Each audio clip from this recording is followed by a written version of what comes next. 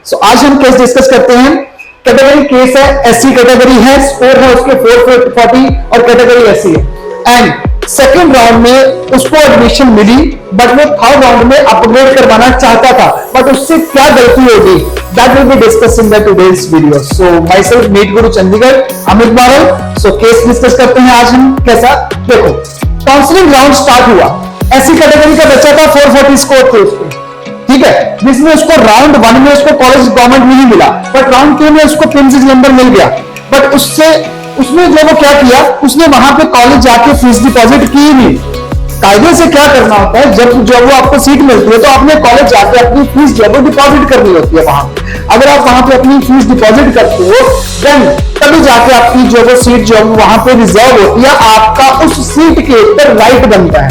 But in case if you are not going to that college after allotment from the जो बाबा Farid university, अगर आपको allot हो गया और वहां पे जाके आप गए ही नहीं और आप चाहते हो कि हाँ ये वाला सीट तो मेरे को अलॉट हो गया, बट मैं ये प्रिंसेस जलंधर नहीं लेना चाहता, I just want to move to the DMC Ludhiana.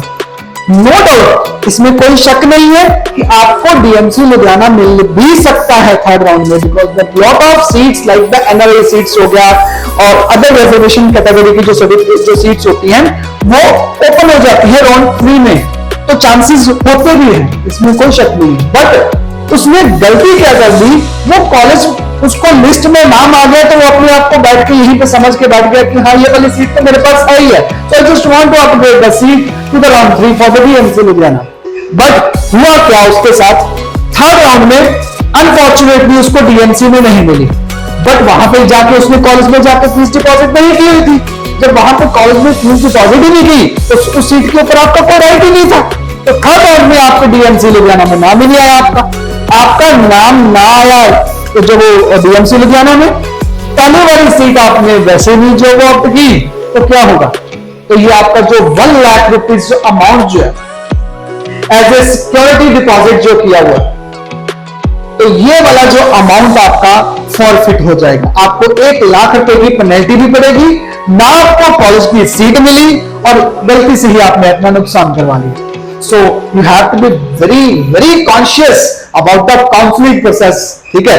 जब ये काउंसलिंग चलती है तो आपको सीट मैट्रिक्स के अकॉर्डिंगली हर एक चीज का ध्यान रखना पड़ता है, तभी जाके आपकी काउंसलिंग जो है वो सक्सेसफुल और स्मार्ट तरीके से जो है वो हैंडल हो पाएगी। अगर क्योंकि आपको सीट मिल सकती थी, पहले आपका फर्ज ये था कि अगर आपने देखो सीधी साफ और स्पष्ट बात ये है कि 1 लाख रुपीज तो आपने डिपॉजिट किया हुआ था, तो वो एक कॉलेज के लिए तो नहीं किया था, क्योंकि कॉलेज तो 3 थे सेमी गवर्नमेंट वाले, प्रिंसेस जलंधर भी था, ज्ञान सागर में भी था, किसी में भी नाम आना था। First of all you have to secure your seat, पहले आपने अपनी सीट वहां पे सीट को होल्ड करो, तभी तो जाके आगे मूव करोगे ना। अपग्रेडेशन का मतलब यह है कि पहले आपके पास कुछ हो तभी तो अपग्रेड करोगे ना, तभी तो जाके आपको सीट मिलेगी। बट आपने ये गलती कर दी तो अगली वाली आपसे सीट डीएमसी लुधियाना में आपको सीट नहीं मिली, तो दोनों सीट हाथ से भी गवा ली और 1 लाख रुपया जो वो आपका वो भी गया। सो ध्यान से हैंडल करना। I am just not motivating you to go for the counselling process to any consultant और काउंसलर, बट स्टिल आप अगर खुद हैंडल कर सकते हो, सो मेरी काफी यूट्यूब पे वीडियोस है, यू कैन सी ऑल, अगर आप सारी मेरी वीडियोस पे देख लेते हो तब भी आप आई थिंक सो हैंडल कर लोगे बड़े ध्यान से। So, but still, if you don't want to take any type of the risk, then you can contact me for the counseling process. So definitely, I will try to get you your dream college for in this counseling.